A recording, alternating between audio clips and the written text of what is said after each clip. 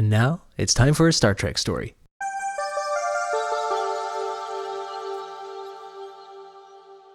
You know, Aaron, this is a question I sometimes think about in all my engaging with nerd culture and just literature in general. Especially like in the last 20 years or so, especially with superhero movies, there has been, and stuff like the Star Wars prequels, there's been like an explosion in like prequels, like origin stories have become very much in vogue over the last 20 years. Maybe not quite as much anymore, but still, you know, we're still getting like the untold origin story or the never before seen prequel of this character, you know. And so my question is, what is the appeal of an origin story? Oh, I think if you're a producer, it's easier. And if you're the money, you kind of want to have it be your story. I don't know. I guess you're trying to reach as many people as possible, so an origin story helps you with that. If people somehow happen to not know who Spider-Man is or Batman is, you know. I struggle with origin stories personally. I think they're overdone. We are oversaturated with origin stories. Yeah. We all know what happened to Batman as a kid at this point. You know what I mean? Wait, his parents died? Oh my God. What? I had no idea. So wait, Clark Kent's not from Earth? What? So you're saying the appeal of origin stories is corporate cynicism? A little bit.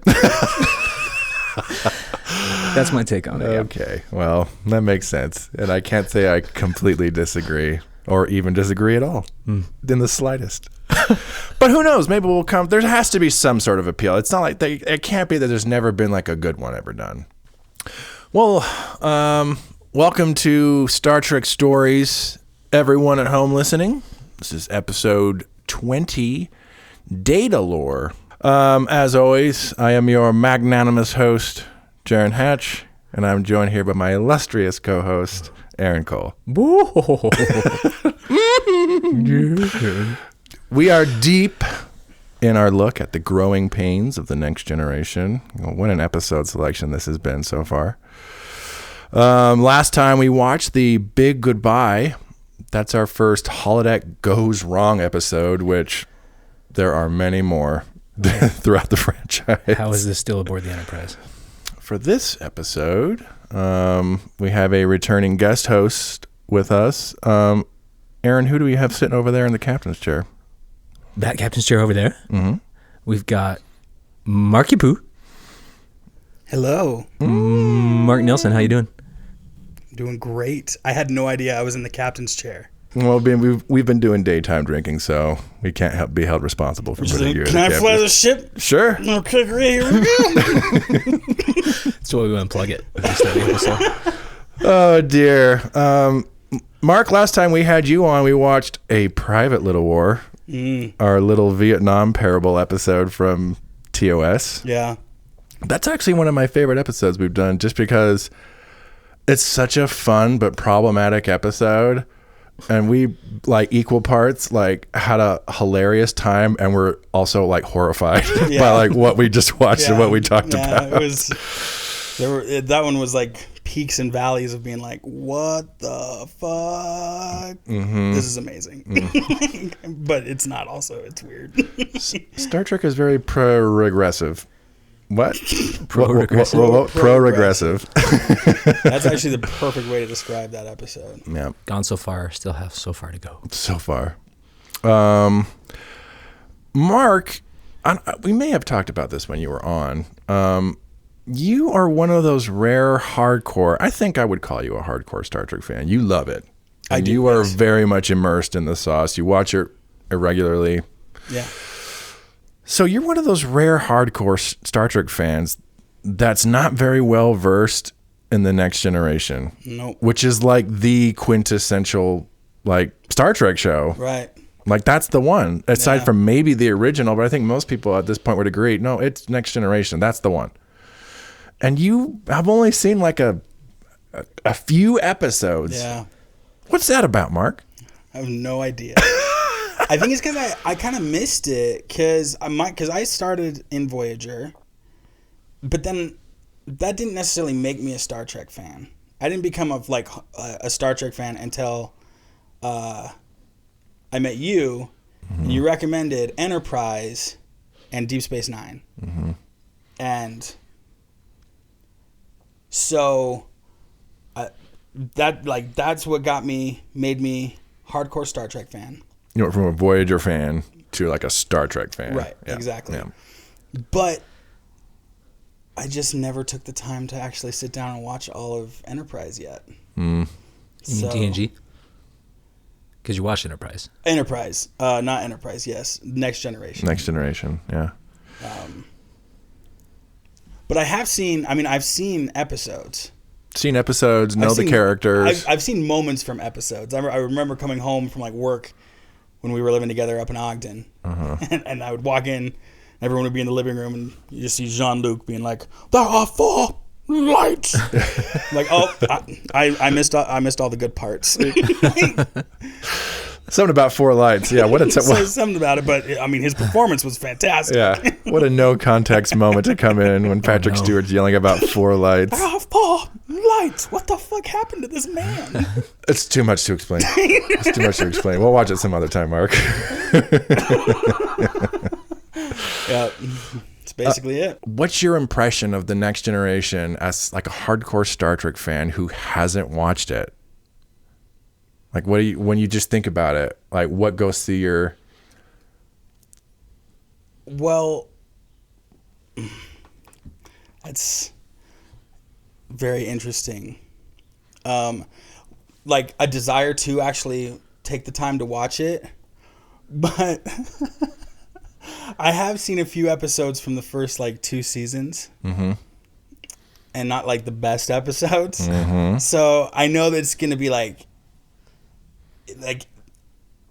it's gonna be good, but it's gonna be a little painful to get there, and I just haven't been willing to put myself through the pain. I feel like there's gonna be a lot of cringe on the way to Next Generation being good, and I haven't been able to face that yet. So yeah, you're not wrong. You're not wrong. And the thing is, I love Picard, and why can't I think of the actor's name now? Patrick Stewart. Oh my lord. Day drinking. Get out. Day drinking. Get out. Patrick Stewart. I love Patrick Stewart. Data as a character, I feel like is probably one of the best Star Trek characters ever made. Because I have seen a lot of the movies as well, of the Next Generation movies, which is again weird. It's just the show itself I haven't watched, but I've watched most of the movies. I know the characters, but it's a very unique position you're in. Not many hardcore Star Trek fans be in that position. So it'll be fun to bring you on and watch some of these episodes and get your thoughts and feelings. And prayers. Well, thanks for coming on, Mark. Well, ladies and gentlemen, Mark is not the only one here with us today. What? We have a surprise guest on the show today. Also joining us is our very good friend, Markay Lewellyn. Hello. Thank you for having me. Markay, last time you were here, we watched Journey to Babel. Yes. Another episode from TOS. This was looking at Spock and his family, and I also had a really good time with that one. We had a good talk about found family versus family, and what kind of makes one or the other. And is blood thicker than water? You'll have to listen to the episode to find out. Yeah. You're still more of that casual fan. Oh yeah. Yeah. Peripheral absorption over life with my family and relatives. But I still don't know enough to name everyone comfortably or not embarrass myself on a podcast. So we're learning together. But I also have a big love for the zeitgeist behind the show and just this attitude of coming together to explore for a better existence for all, rather than like focusing on one specific need of your own, you know? So I really appreciated that throughout the show. So Yeah. it brings me back to it. It's a comforting thing for me. It is like comfort food, or like a cozy blanket. Yeah. I'm going to put this to you, both of you, real quick. Going back to our question from earlier, and especially since we've been talking about just our own, like, where we're coming from Star Trek, with our own Star Trek histories. What do we think the appeal of origin stories is? Have you ever seen how they like re-level patios that have sunk in? No. Like, you ever have seen a whole old house where like the stairs kind of like have started separating and like moved down? Okay, yeah. Like, a lot of times when you fix something like that, they have to like lift it up as much as they can and dig underneath and build a new foundation underneath it to let the structure continue to stand and even be able to withstand any renovations to it, to this existing structure. So if, like, I think of it like that with an origin story where, I mean, financially, I would agree that they are marketed as heavily as they are because of everything that Aaron already said. I completely agree. But I think from like a writing perspective, it gives you an opportunity to lay out a new foundation that could, for the existing character, that could even include new seedlings of different villains or different anti-heroes or friends for this character. You can plant those earlier on in the origin story if you want, so that later it makes more sense for the audience if they're kind of already established. I haven't seen an origin story in film done that I really like, to be quite honest. But I mean, it's hard to think of them right now. But isn't like origin, isn't that something that we as human beings have been searching for since the creation of ourselves? I mean, like, the biggest question, or one of the biggest questions that is asked is like, where do we come from?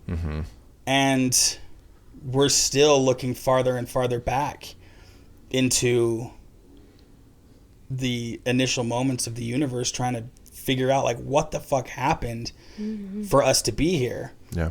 We have like a pretty decent guess. So it's like, as human beings though, we are, that question already just automatically nags at us. So it still is fun to, like, you know, to go back and see a little bit further, like, okay, well, like, what happened before? I don't know. I think it's just as valid as doing a sequel. Yeah, where do we come from? I like that. It, like, reaches down to that deep question inside of all of us of, like, why? Yeah, why? Who am I? And maybe if I kind of look where all this came from, that'll give me some context as to who I am now. Yeah. Well, should we watch this episode and see if it gives us any insights onto what the appeal of an origin story is? We are watching Datalore today. This aired January 18th, 1988. This is the 14th episode produced for the first season of Star Trek The Next Generation, so just a little over halfway through.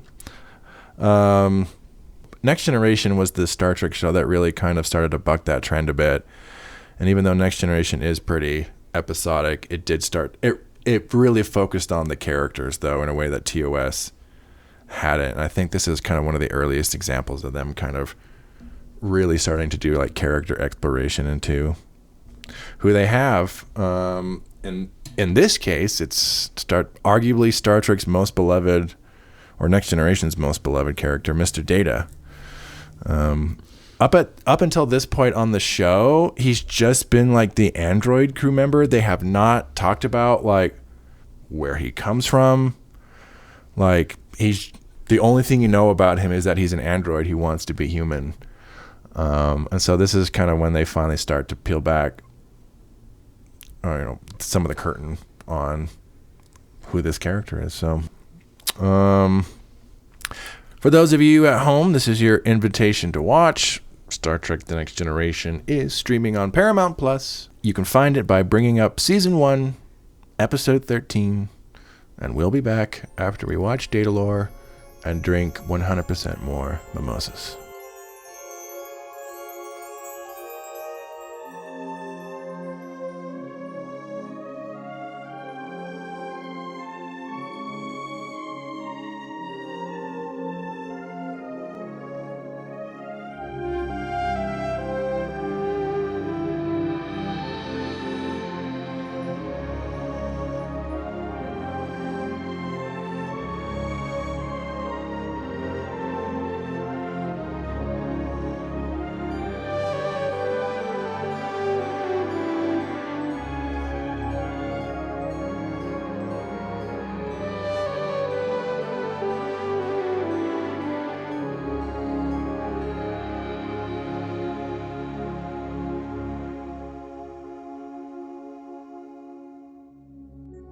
What information are you requesting? Everything available on a Dr. Noonien Soong. Ah, good old often wrong Soong. A joke, brother. Actually, he was a genius by human standards. But he had destroyed his own reputation by making what seemed wild promises about his positronic brain design, almost all of which failed. Promises he later proved to be true. Which made you and me possible, brother. Our beloved father. Will I soon have a uniform like that, brother? If you get one the way I did, Lore, it will mean 4 years at the academy, another 3 as ensign, 10 or 12 on varied space duty in the lieutenant grades. A system designed to compensate for limited human ability. And you, brother, are beginning to think as a human. You and I are completely different from them. Are you truly satisfied with the knowledge and memory of a few hundred human colonists? Suppose it could reflect thousands, or millions, or the knowledge of hundreds of millions of life forms of every kind. How? We will discuss that in time.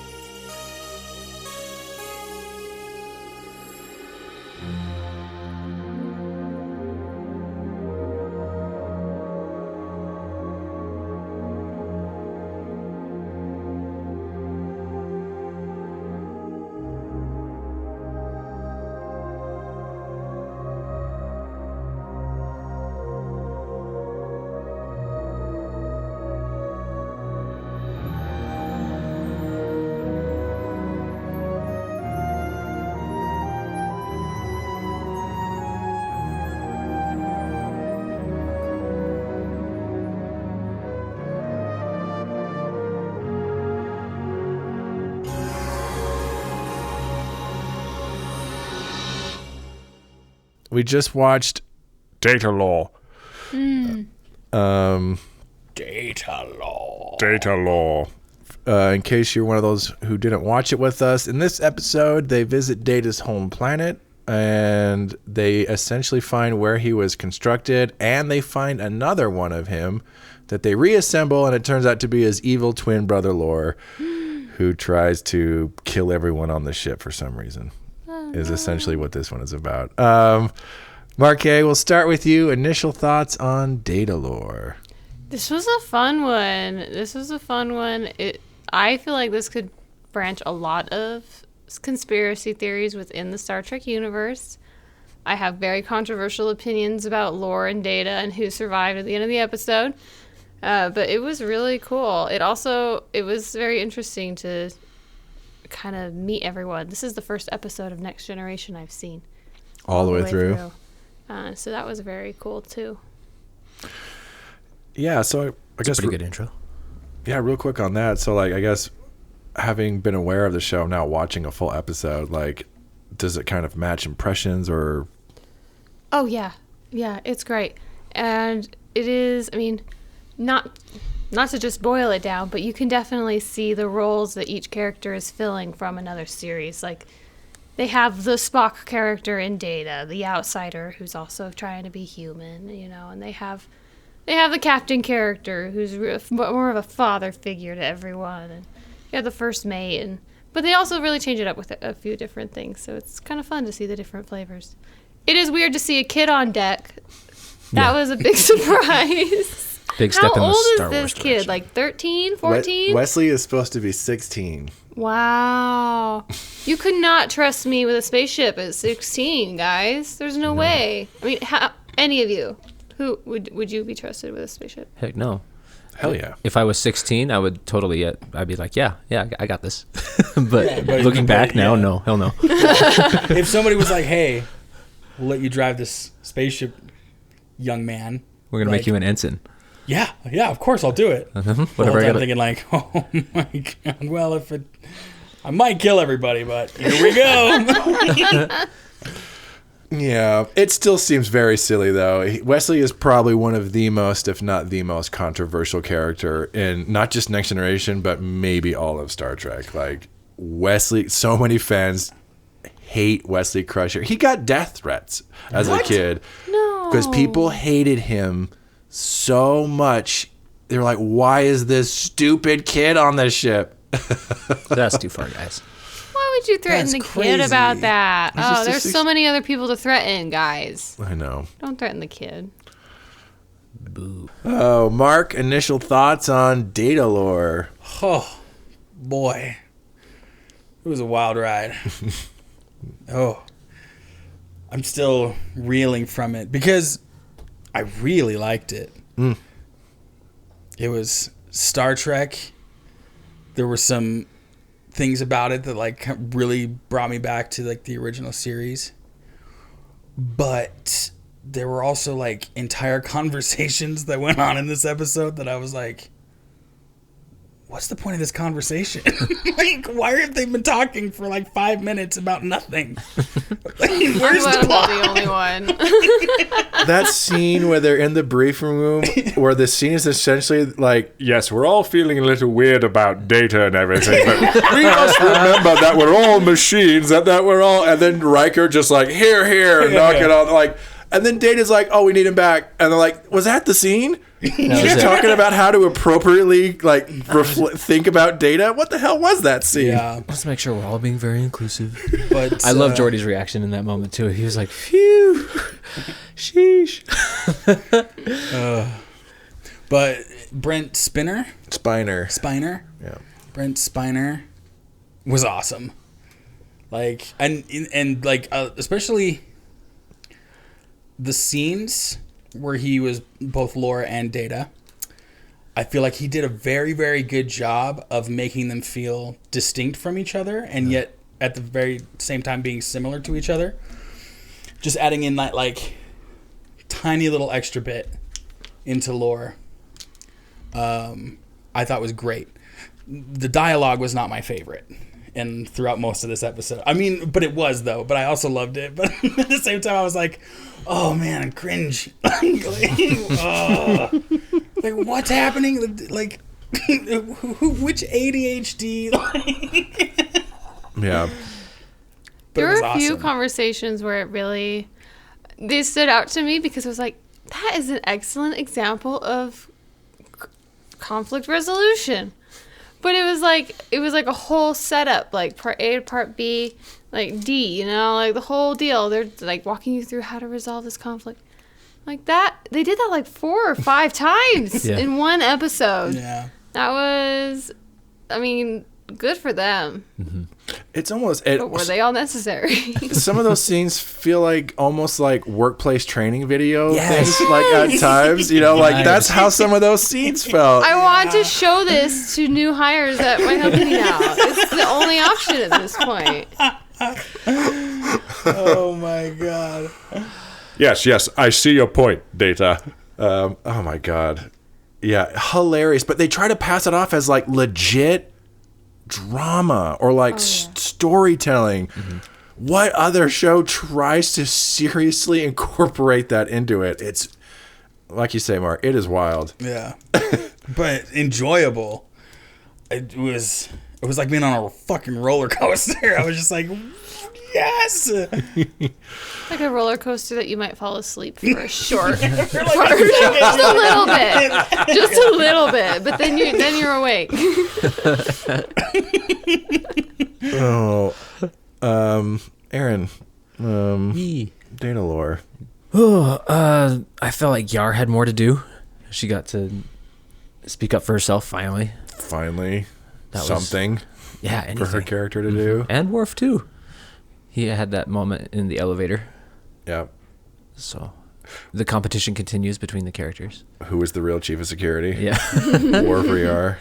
Yeah, they split up all their scenes, but Again, they're just making reference to Geordi being blind and utilizing him for that one ability that he has, which is his visor. Like, this is how we use this character. Geordi, what did it look like? Wow, it looked like a giant snowflake, sir. Fucking crazy, bro. Thank you. Thank you, Geordi. Jordy, you realize that that's exactly what we're seeing. I've denied access. There's a Multi-dimensional snowflake, of course. it looks like what the fuck it is on the view screen, man. I don't know what to tell you. Oh, we got a great example of a Riker pose, a Brigadoon pose. Oh, yeah. Full leg up on the table. Yeah. Right. What's the situation? Yeah, we got a couple of those. Just Riker leaning on his leg. Yeah. I like the episode overall too, Mark. I think it's a good AI story and a good Star Trek episode. It does meander. Maybe they could have focused on more elements like the differences between data and lore, things like that. But it did raise a lot of good questions and ideas, I feel like. It felt like Lore was like showing his hand right from the very beginning. You know? He's a bit melodramatic. A little bit. Yeah, this one for me is... I'm never sure exactly how to feel about this one. Like, I think it is really fun to watch. It's like... But part of that fun for me is like, it's so silly. Like, there are so many of these. Again, like, they're doing this... I've never seen a show where it's like, it's this, you know, the old evil twin is just one of the oldest villain tropes. It's one of the tropiest of concepts. The evil twin. So at one point you're getting this like evil twin melodrama. And then at the other point you're getting these workplace conflict resolution scenes. I'm like, the tone for this whole episode is so wonky. It's spliced with these X-Files scenes where all the lighting comes from the floor for some reason. Yeah. Apparently in space, all of the lights come from bottles sitting on the floor. And all of the shadows are twice as tall as the people in the room. Oh yes, it's Candlelight Wednesday here. What are they going for there? Yeah, it's just such a weird vibe to me. Like, but it's fun to watch. I think, like you said, Mark, like Brent Spiner's really fun to watch. I think that's probably the funnest part, is to see him play. Yeah. And there are a few Star Trek episodes where actors, for whatever cosmic reason, get to kind of play double and play off themselves. Kate Mulgrew in Voyager does it a few times, and it's amazing every single time. Oh, she's trying to out act herself again. And she's crushing it. She's crushing it. She brings up her own game. And she's not even in the scene with her when she's doing it. It's amazing. Yeah, that's fun. That's, for me, is the funnest thing. And it is fun to see, like, you know what? So we get to see Lore, who we should probably get into here in a second, because that's so much of what this episode is about, is Lore. But, you know, one aspect that they bring up that, in my mind, I think is a little more interesting and less tropey is they mention how he also has, like, not the memories, but like all the the knowledge of the colonists on this planet he used to live in. It's just all inside him. That's a really interesting idea to me, and that's partially what informs his humanity. He's got like all this colonist experience to draw on, and they briefly mention that in this episode. it doesn't really amount to anything. They just kind of haphazardly kind of mention that he has this. I'm like, that's actually kind of interesting. And and there's no episode that really delves into like, they mention it every now and then. Oh yeah, Data has just all these colonist like experiences essentially in him. I'm like, that's a really interesting idea. And I wish that was something that they really explored. And instead we kind of get this kind of evil twin brother thing. You know, Yeah, you could do like a whole season arc on his memory remnants. right. Right. And how that kind of makes up his personality, you know. But at what point is that not Doctor Who? All these like previous selves making who you are. Yeah. But you know, you had mentioned in earlier, Markay, like part of like going to the idea of like origin stories, and you did bring up, say, like it sets all this groundwork for things, and one of those things is the arch villain, and that is exactly what we get in this. And like, yeah, this is very superhero-y in terms of like, here's the origin, and then here's like the arch villain who's also closely related to the origin story, that has the personal kind of, but you're my equal in every way, but you represent my opposite, because Data wants to be human, and it's just out of his grasp. But then Lore is like, I am human, and he's like evil, and like he's so human that he's evil. he's Like, I'm the most he's human. evil. Yeah. Like, So what's the feeling on Lore? It was fun. It was fun to explore that kind of thing. I wish they had highlighted more, like you guys were saying, I wish they highlighted more on exactly what human traits he had that differed from an android.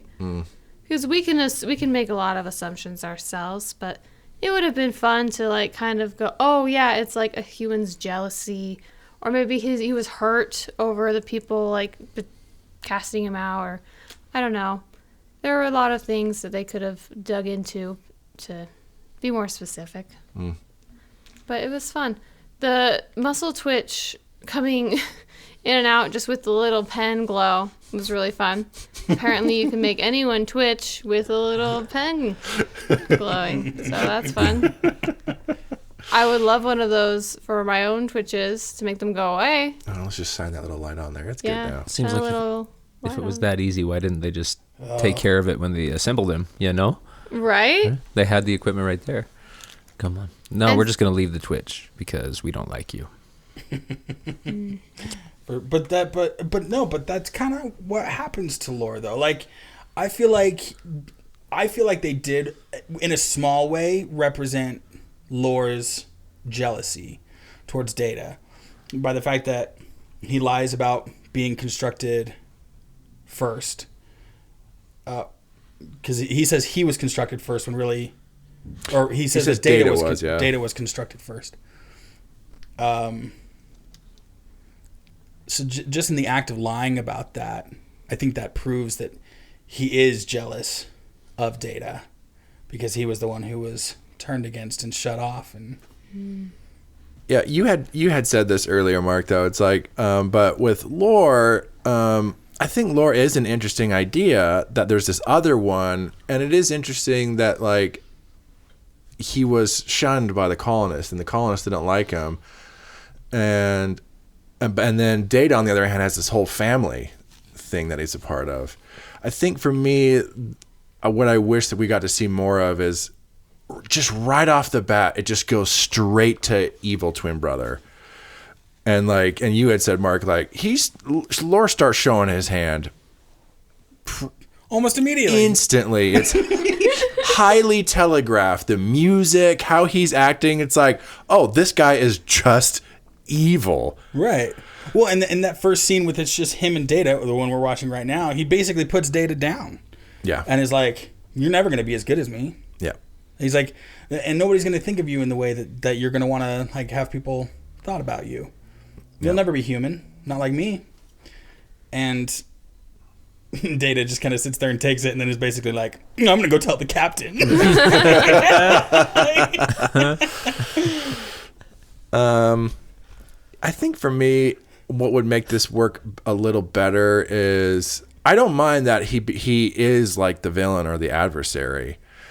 I just would have liked to have seen, I don't know, it build up to it more in a sense of like really explore ways like why Lore is jealous, and like if it is like, oh, you found a family, I never got that. Like I feel like there's some interesting material there they could play with and make Lore a more sympathetic, because I feel like in a lot of ways it's all there for Lore to be a sympathetic character, but just right off the get-go he's lying and evil. Yeah. And the music itself, like we were joking during the episode, Mark, you were like, Captain, I just came from those quarters and like there was this music playing and like the vibes were off. The vibes are fucked, Captain. Wesley. I asked for Commander Riker's report. The vibes? The vibes? Fucks? I think if this episode had come later in the show, when they had kind of really honed in on what they want the show, when they really focus on the characters rather than like the plot, because it's still very like old school TOS campy plot. Oh yeah. The sets, like we commented on, like, yeah, these sets are just straight out of the old '60s show. You know, there's still a lot of that lingering at this point in the show, which is charming. I like it is enjoyable. Yeah, in a weird way, that's one of the reasons why it is fun to watch, is because it is so campy and charming and silly, you know. Who doesn't love a little bit of camp? Yeah, you gotta have it. Especially when exploring complex ideas. You can't take yourself too seriously. Otherwise, the audience goes, preachy, boo, and you turn it off. How do we feel this episode does? I don't know, like, does any of this help like elucidate Data's character, or like how do we feel this does for Data as a character? Does this inform him more? Makes me curious to know more about his creator and the drama that surrounded that. Riker talks a bit about it. Gives us the exposition of Dr. Soon, like we talked about before. The setting up what happened before gives you the freedom to kind of fill in that timeline in other spots as well, like you said. Markay. It certainly does its job of like asking why Data is around, or why the person who created Data. But this particular episode, I feel like it doesn't even have that much to do with Data's origin. It's more about Lore's origin, and more about like, which is kind of a sad way to look at it when you realize that the only reason Data exists is because Lore was a shithead. They want a less perfect android. Yeah. Here's Data. From a family perspective, it's like, well, we fucked up the first kid. Let's try it again. Let's have a second one. Well, but if you're the third child, then, does that mean they fucked up twice? Yeah. And also they stopped caring. And then if they have two more after that, then it means they fucked me up too. Then they're just Mormon. Yep, that is true. Sweet Javis. I guess it's interesting, and like, you know, in a kind of indirect way, they do kind of explore Data origin in terms of, because like you say, a lot of it, this is like ends up just being a lore episode. As soon as he shows up, he becomes the entire focus of everything. But it's almost like doing in this origin in an indirect way. It's almost like, here's what Data could have been, kind of a thing. You know, there is a mirror happening in this episode where, rather than just saying here's where he comes from, it also holds up this mirror of like, Data very easily could have been this, which is actually a lot more on par with how most of sci-fi portrays super intelligent AI. It's like they're evil and they're just trying to kill and take over everything. And Data's kind of the outlier. He's like, oh, I just want to be like human. Yeah, I wonder what it is about like that is different in Data's coding that makes him that way. Because he's not docile. Like, Data fights. And in fact, I believe Data kills. The biggest difference between them that I can see is, aside from Lore being evil, Lore either has emotions or just has a much better grasp on emotions than Data does. Data does not. He doesn't understand emotions. Whereas Lore seemingly he's laughing, smirking, I think that's the biggest difference is like Lore has a greater emotional threshold, but he really struggles in doing anything positive with it. It's almost like he's flooded in it. Whereas Data doesn't have enough. Yeah. But it's or maybe they imply Data has the perfect balance where humans are flooded in it just like Lore is, but then we're having part android. Being able to hear Lore tear apart his whole existence and still just rebound and go, well, you're full of shit and I'm going to tell the captain. But then also have the emotional depth to get angry enough to want to murder someone in cold blood. But it could also be that just Data's time with Lore alone changed him enough, pushed him a little bit further in Lore's direction. Or his head injuries. Oh yeah, Lore kicked him in the head a whole bunch. Like a couple times, yeah. Like tore his face open. There's a question I've always had because it's like, and I don't think the show really answers this, but it's like, because Data does have moments of seeming emotion, like they're very subtle, but he's not just completely just this automaton. Like when he's practicing the sneezing, and he's not getting it, you see him make this visible, audible like sign of like, I'm like, okay, that's as small as that is an emotional response, not a logical response. And then at the end of the episode, and then maybe this is going to like Lore having an effect on him, when Data confronts Lore, he has that face of disappointment, and he has that, you said burn, Markay, where he's like, how disappointing, dear brother. You make me wish I was an only child. And it's like, that's a dig. Yeah. Like, he didn't need to say that. Yeah. Huge dig. So is it that Data just doesn't have emotions or just doesn't have the capacity to understand the emotions that he does have? I would argue he understands them enough to step outside of them. Like he knows what his emotions are, and he knows that they, at the end of the day, will not influence the end result of something. So it almost seems like he uses his emotions as information in addition to everything else to make a decision. But it's not solely emotion. But I feel like that would be, if so many of us, myself included, get really full in my emotion and will react in it instead of watching Data step outside of it and kind of just do his own thing sometimes. It's interesting. But you're right, it could also be the opposite. I think he's interesting to think of it like that. I think he's faking it. I think it's a mask. He's so quick and he's so good at studying human behavior that mimicry. When he fails at something, he knows the human response is to go, I'm disappointed. But he's not actually feeling that emotion. So like the entire walk over to Lore, he was just thinking of his sick burn. Yeah. Like he was like, all right, I've got to figure out exactly what I'm going to say to make it sound like I'm being an asshole, because that's what a human would do. He's faking it till he makes it, basically. I was thinking the same thing, like, and just adding on layers as he gains more experience. Yeah. I don't know, it's interesting. Gets more and more data to inform his choices. And they go into that more in the later seasons, like questioning his creativity and the moment where his thoughts become consciousness and all kinds of stuff. They get there.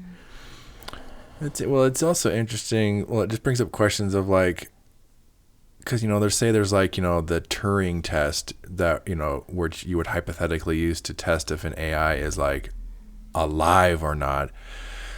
But it's like, but what if an AI is just intelligent enough that it can essentially like mimic being alive, but isn't alive? But then it's also like, but if you can mimic it to the point where it's indistinguishable from the real thing, then is it not just the real thing at that point? So it's like, is it just mimicry, or is it just because Data just is so keyed into it? Because like humans, we don't just respond internally. Humans, we're always responding to each other.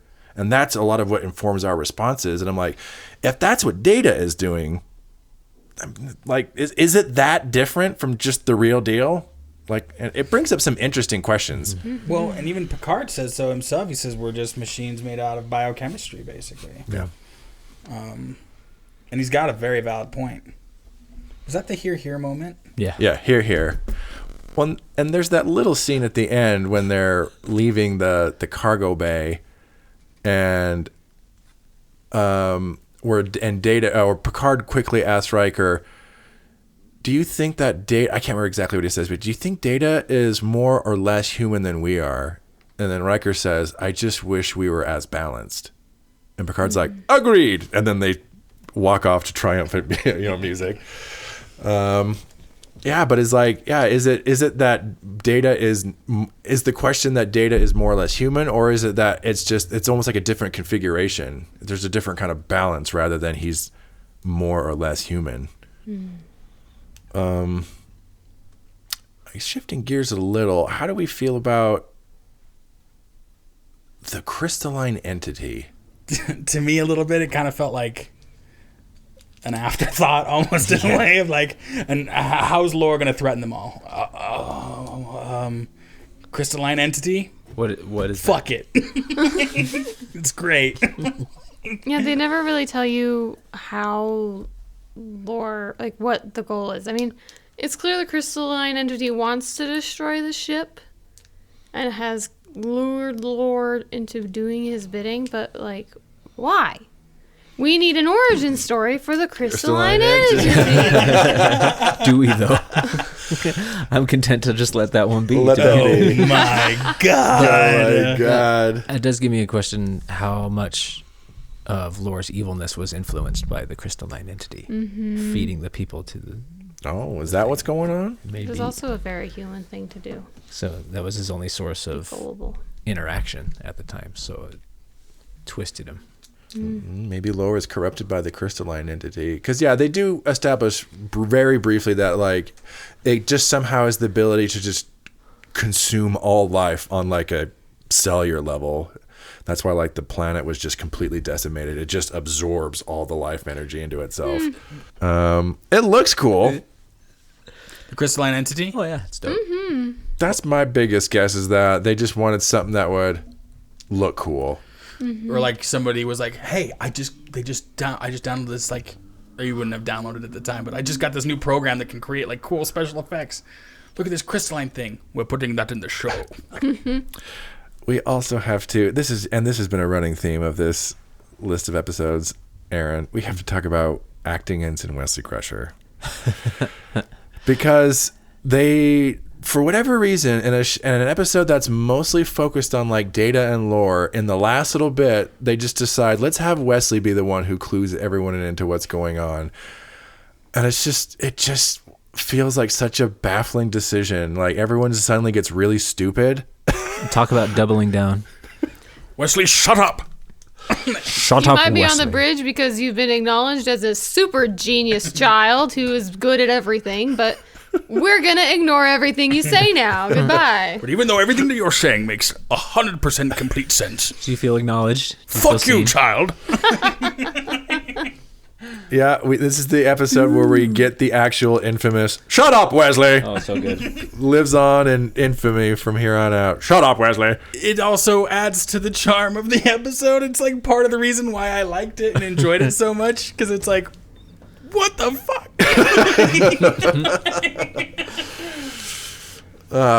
Yeah, I feel like as far as season 1 episodes goes, you can most certainly do worse than this one. Most certainly. Yeah. It certainly has its charm. Mostly Brent Spiner, I would say, in this one. But then this one does launch a couple of plot threads that do continue into the future, so Well, I'm thrilled. wacky, wild stuff. You know what that means? A lot more podcasts. A lot more podcasts, folks. Oh, you guys don't even know. There's so many more to come. Don't even know. Any final thoughts on Datalore? Cool concept. Could have done with some better execution, but we know, looking back, that Star Trek will get there eventually in a couple seasons. Yeah. Good ideas introduced. I think in a good episode overall. I liked it, but it did feel rushed as an episode. It just kind of felt like as they were writing it, they'd be like, okay, well, we need to change this thing. It's no longer a love story. Okay, it's an evil twin story. Okay. And then it was like they just went with every first idea that came from that point after. You know, like... And then like a crystal thing shows up and it's going to destroy all the life on the planet or whatever. We're cooking with gas now. I don't know. Just write it. Just fucking write it. I liked it. I thought it was fun. Yeah. I feel like it ended very similarly to the last episode I watched with you guys, where in the end, it's always a balance of all things that tends to be the best solution. And I think that's what Star Trek's always pushing for, is to, find the unfound, discover the undiscovered, travel the unseen. And they find it, and they take the best parts of it, and they make it part of them. And then whatever's bad, they beam back down. Yeah. or into space, and then just warp away and leave him. He'll be fine. Or body slam off of a wall. What happened to Worf? Quality. That kind of thing. No resolution there. Oh, yeah, Worf is still on the turbo lift. Cross-eyed, unconscious. 2 punches, one to the heart. Lieutenant Worf, Lord caved in your chest cavity. You will never be the same. Well, thanks for coming over, guys. This was a real lovely treat, a little brunch treat. That was a really fun episode. Definitely a fun episode to watch with friends and just have a silly old time, too. Markay, thank you so much for coming over and being our surprise guest. Thank you for having me. It's been a delight. Next time, we'll just have you be like a regular guest. Okay. No surprises. No surprises. We won't just drop that on you, everyone. You should have told me. Marc, thank you, as always. Thank you. Blast, as always. Always a pleasure and a delight. Yes, thank you both for coming on. I had fun. Looking forward to having you both back on the podcast. Well, the growing pains of the next generation will continue next episode with 11001001, which is probably just has the most mouthful of a title in all of Star Trek. 11001001. So in the last few episodes, we've been doing a lot of kind of setup. We've had Laura's brother. We've had a few things that kind of gets introduced and set up in these last few episodes. So next time it's going to be more of like just a little standalone episode where we can just kind of see where the show is at this point. So, and we'll be bringing on a new friend to talk about that with us. So that'll be a lot of fun. Yay, new friends. Yay! Thank you everyone for coming aboard. And then until next time, we will all see you out there floating in space. For years. It's cool. But it's fine. Yeah. I'm feeling... It's all fine. I feel it.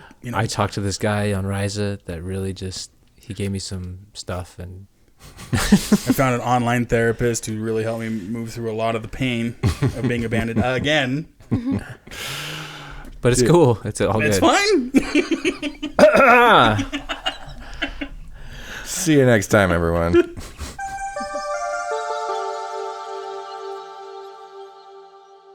Thanks for listening. If you'd like to share us your own Star Trek story, you can email us at storiedstartrek@gmail.com, or you can visit our Discord server. You can find us by clicking on the link in the show description.